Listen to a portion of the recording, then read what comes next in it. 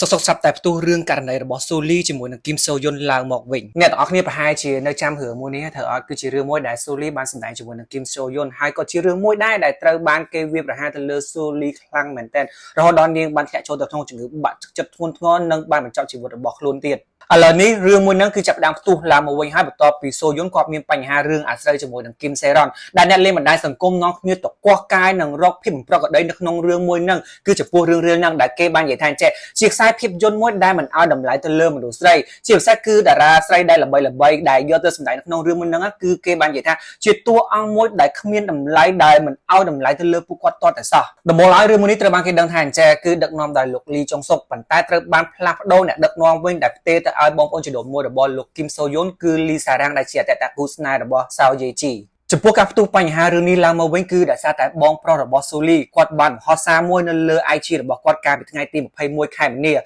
ដោយសរសេរថាចេះគីមខ្ញុំមានរឿងជាច្រើនដែលត្រូវនិយាយប៉ុន្តែខ្ញុំមិនអាចនិយាយនោះទេអ្នកនឹងធ្លាក់ពីទីខ្ពស់របស់អ្នកប៉ុន្តែគាត់បានបញ្ជាក់ថាគីមនោះគឺជាអ្នកណានោះទេតែត្រូវបានអ្នកលេងបណ្ដាញសង្គមគេគិតថាគឺជាគីមសូយុនហើយគាត់ក៏បានបង្ហោះសារមួយទៀតថាខ្ញុំអត់បានបញ្ជាក់នឹងមិនសិនថាឈ្មោះសូយុននោះទេសូមអ្នកគ្រប់គ្រងទាំងអស់កុំយល់ច្រឡំបើតាមខ្ញុំចូលទៅឆែកមើលគណនី IG របស់គាត់ដែលគាត់បានបង្ហោះសារជាច្រើនហ្នឹងគឺគាត់ចង់បង្ហាញអំពីបញ្ហារឿងរ៉ាវមួយចំនួនទាក់ទងទៅនឹងខ្សែភាពយន្តរៀលដែលត្រូវបានសម្ដែងដោយប្អូនស្រីរបស់គាត់ហ្នឹងគឺគាត់បានចាប់ប្រកាន់ទៅលើក្រុមផលិតរឿងរៀលហ្នឹងដែលថាបានបង្ខំនឹងដាក់សម្ពាធទៅលើស៊ូលីឲ្យថតឈុតស្រាបសារឬក៏ឈុតអាភាហ្នឹងដល់ទៅ2ដងទោះបីជាមានតួស្តាន់ក៏ដោយដែលត្រូវបានខឹងសម្បានឹងរិះគន់ជាច្រើនពីអ្នកលេងបណ្ដាញសង្គមហ្នឹងទៅលើអ្នកដឹកនាំរឿងក្នុងនោះបងប្រុសរបស់ស៊ូលីហ្នឹងគាត់បានចោទសំណួរបន្ថែមទៀតដើម្បីឲ្យលោកលីសារ៉ាំងនិងគីមសូយុនហ្នឹងគាត់ឆ្លើយតបជាមួយនឹងគាត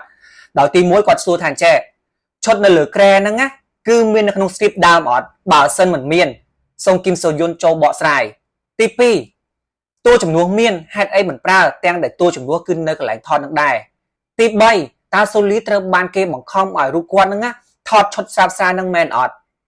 ទី4មានអ្នកអាងថាតួស្តាន់នៅទីនោះគឺមានប៉ុន្តែតួស្តាន់ឈឺអញ្ចឹងត្រូវតម្រូវឲ្យសូលីថតឈុតឡើងនឹងហ្មងហើយអ្នកដែលនិយាយទាំងអស់ហ្នឹងគឺគេមកនិយាយនៅក្នុងពិធីបុណ្យសពរបស់ស៊ូលីតែម្ដងនឹងមានរឿងជាច្រើនទៀតដែលត្រូវបានគេនិយាយនៅក្នុងពិធីបុណ្យសពរបស់ស៊ូលីប៉ុន្តែគាត់សំណូមពរឲ្យលីសារ៉ាំងនិងគីមសូយុនបកស្រាយនៅសំណួររបស់គាត់សួរទាំងប្រមាណតែប៉ុណ្្នឹងឯងរហូតដល់ថ្ងៃទី29ខែមីនាលោកលីចុងសុកដែលជាអតីតអ្នកដឹកនាំរឿងនេះក៏បានចេញមកដោះស្រាយបញ្ហាតាមរយៈ X របស់គាត់ដោយអាងថាខ្ញុំមិនមែនជា director ទេហើយខ្ញុំក៏មិនមានទូនាទីអ្វីដែលត្រូវមកបញ្យល់អំពីបញ្ហានេះទេព្រោះក្រុមការងារមិនអនុញ្ញាតឲ្យខ្ញុំចូលរួមតាំងពីដើមក្នុងការផលិតរឿងមួយនេះនៅថ្ងៃទី30គាត់បានឆ្លើយតបទៅអ្នកគាំទ្ររបស់គីមសូយុនពីការខកចិត្តរបស់គាត់ចំពោះភាពចម្រូងចម្រាសលើបណ្ដាញសង្គមថាខ្ញុំមិនដែលព្យាយាមលាតត្រដាងឬញុះញង់អ្វីឡើយខ្ញុំតែងតែនិយាយអ្វីដដែលថាខ្ញុំធ្វើការងារដោយភាពសុខស្ងាត់និងចែករំលែកភាពជឿជាក់របស់ខ្ញុំឲ្យអ្នកគ្រប់គ្នាបានដឹងប៉ុន្តែគ្មានអ្នកណាគេ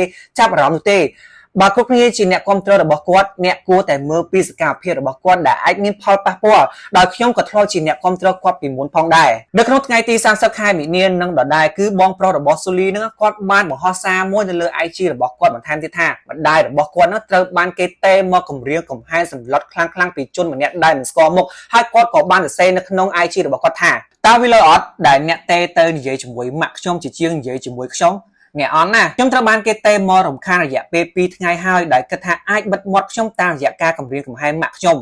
ដល់ថ្ងៃទី31ខែមីនាត្រូវបានគេដឹងថាគីមសូយុនបានចេញមកធ្វើសន្និសីទសារព័ត៌មានដែលរៀបចំដោយភ្នាក់ងាររបស់គាត់គឺ Gold Medalist នៅស្ថានភាព Stanford និងជាសន្និសីទសារព័ត៌មានមួយមិនមានការបើកឲ្យសួរសំណួរពីអ្នកព័ត៌មាននោះឡើយគឺដោយសារតែគីមសូយុនមានបំណងចង់តែបង្ហាញមុខរបស់គាត់តែប៉ុណ្ណោះអញ្ចឹងមានន័យថាគីមសូយុនគាត់អត់បានបកស្រាយឬក៏ឆ្លើយតបជាមួយនឹងសំណួរដែលបងប្រុសរបស់ស៊ូលីគាត់បានសួរនេះទេគាត់គ្រាន់តែមកបង្ហាញមុខនិងសុំទោសចំពោះរឿងរ៉ាវច្បោកច្បល់ដែលបានកើតឡើងកន្លងមកនេះគឺជាអ្វីដែលខ្ញុំបានដកស្រង់ចេញពីព័ត៌មានមួយចំនួនដែលគេបានចុះផ្សាយអំពីការបង្ហាញមុខរបស់គីមសូយុននៅក្នុងថ្ងៃនេះនឹងតែប៉ុណ្ណោះបើសិនជាអ្នកទាំងអស់គ្នាចង់ដឹងបន្ថែមទៀតអ្នកទាំងអស់គ្នាអាចចូលទៅមើល link ដែលខ្ញុំបានដាក់មកជាហោហើយឲ្យអ្នកទាំងអស់គ្នាមើលឬក៏អ្នកទាំងអស់គ្នាអាចចូលទៅអានបន្ថែមទៀតបានចំពោះបងប្រុសរបស់ស៊ូលីនៅពេលដែលឃើញគីមសូយុនគាត់ចេញមកធ្វើសន្និសីទសារព័ត៌មាននេះគាត់ខំតែសប្បាយអរនឹងអង្គុយចាំថាតើសូយុនគាត់អាចនឹងផ្ដល់ចម្លើយឲ្យគាត់បាននោះទេនៅសំណួរដែលគាត់បានសួរទៅលើគីមសូយុនហ្នឹងប៉ុន្តែពេលដែលការធ្វើសន្និសីទសារព័ត៌មានរបស់ Kim So Yoon មិនបានបើកនៅ Q&A ឲ្យអ្នកសារព័ត៌មានសួរណាគាត់ក៏បានបង្ហោះហើយសេថាអញ្ចឹងហើយអ្នកសារព័ត៌មានមករាប់សិបនាក់ប៉ុន្តែមិនមាន Q&A នេះអាចសន្មតថាជាសិនសិក្សាសាស្ត្រដែរឬទេលុយមែនតែនធ្វើឲ្យខ្ញុំហ្នឹងខ្លាចជាតារាផងខ្ញុំមិនដឹងអ្វីនោះទេប៉ុន្តែខ្ញុំគិតថាខ្ញុំអាចធ្វើសិនសិក្សាព័ត៌មានល្អជាងអ្នកទៅទៀតនេះគឺជាករណីថ្មីមួយដែលផ្ទុះនៅឯប្រទេសកូរ៉េតាក់ទងជាមួយនឹងរឿងរ៉ាវរបស់ Kim So Yoon ជាមួយនឹង Solee ដែលជាអតីតសមាជិករបស់ក្រុម FX ហើយចំពោះបញ្ហាហ្នឹងគឺខ្ញុំបានគិតមកជាយូរហើយថាអាចនឹងពាក់ព័ន្ធជាមួយនឹង Solee ទៀតមិនត្រឹមតែ Kim Se-ron ទេគឺដល់ Solee ទៀតនឹងផ្ទុះរឿងហ្នឹងឡើងមកវិញដល់ឥឡូវមែនផ្ទុះហ្មងហើយខ្ញុំក៏បានសង្កេតមើលទៅលើ IG របស់បងប្រុសរបស់ Solee ហ្នឹងយូរណាស់ដែរគឺខ្ញុំតាមដានរហូតគឺខ្ញុំតាមដានពីមួយទៅមួយរហូតមកដល់ថ្ងៃនេះដល់ថ្ងៃដែល Kim So Yoon គាត់ចេញមកធ្វើសន្និសីទកសែតទៀតគឺខ្ញុំដឹងថារឿងរ៉ាវទាំងអស់ហ្នឹងគឺវាកាន់តែវែងឆ្ងាយទៅហើយគឺទាញមកទាំងអស់ហ្មងចំពោះរឿងរ៉ាវទាំងអស់នេះខ្ញុំសូមខន្តីអភ័យទោសទុកជាមុនទៅលើអ្នកគាំទ្ររបស់ Kim So Yoon បើសិនជាខ្ញុំលើកយកមកនិយាយអីធ្វើឲ្យប៉ះពាល់ដល់អារម្មណ៍អ្នកនរគ្នាខ្ញុំសូមខន្តីអភ័យទោសផងព្រោះដោយសារតែមានបងប្អូនមួយចំនួនគាត់នៅតែចង់ដឹងនិងតាមដានព័ត៌មានថ្មីដែលគេអាប់ដេតក្រោយៗមកទៀតតាក់ទងជាមួយនឹងរឿងរ៉ាវរបស់ Kim Se-ron ហើយនឹងជាមួយនឹង Kim So Yoon ថារឿងរ៉ាវទាំងអស់ហ្នឹងដល់ណាទៅហើយ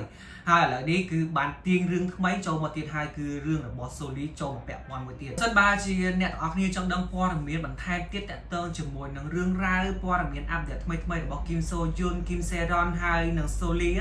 ចាំចូលទៅមើលព័ត៌មានដែលខ្ញុំបានដាក់នៅក្នុង caption ឬក្នុង comment ខ្ញុំបន្ថែមទៀតទៅដើម្បីឲ្យដឹងកាន់តែច្បាស់តែម្ដងកុំថាខ្ញុំចេះតែនិយាយហើយនៅពេលដែលខ្ញុំយកអ្វីមកនិយាយបង្ហាញជូនដល់អ្នកទាំងអស់គ្នាខ្ញុំតែងតែមាន link reference ក៏ដូចជាប្រភពព័ត៌មានត្រឹមត្រូវដើម្បីយកមកបកស្រាយអ្នកទាំងអស់គ្នាបានដឹងខ្ញុំមិនមែនចេះតែយកមកនិយាយឲ្យតែបានឬក៏ធ្វើជាចំណាប់អារម្មណ៍ឲ្យអ្នកទាំងអស់គ្នាចូលមើលវីដេអូរបស់ខ្ញុំទេអញ្ចឹងខ្ញុំសង្ឃឹមថានៅពេលដែលអ្នកទាំងអស់គ្នាបានមើលវីដេអូនេះហើយចង់ដឹងព័ត៌មានច្បាស់អ្នកទាំងអស់គ្នាអាចចូលទៅមើល link បន្ថែមទៀតដែលខ្ញុំបានដាក់ចូលនៅក្នុង caption ជាមួយនឹងនៅក្នុង comment របស់ខ្ញុំជាចុងក្រោយអ្នកទាំងអស់គ្នាកុំភ្លេចណាជួយទៅ follow page ក៏ដូចជា IG ខ្ញុំម្នាក់មួយមកជំរាបលាបាយបាយ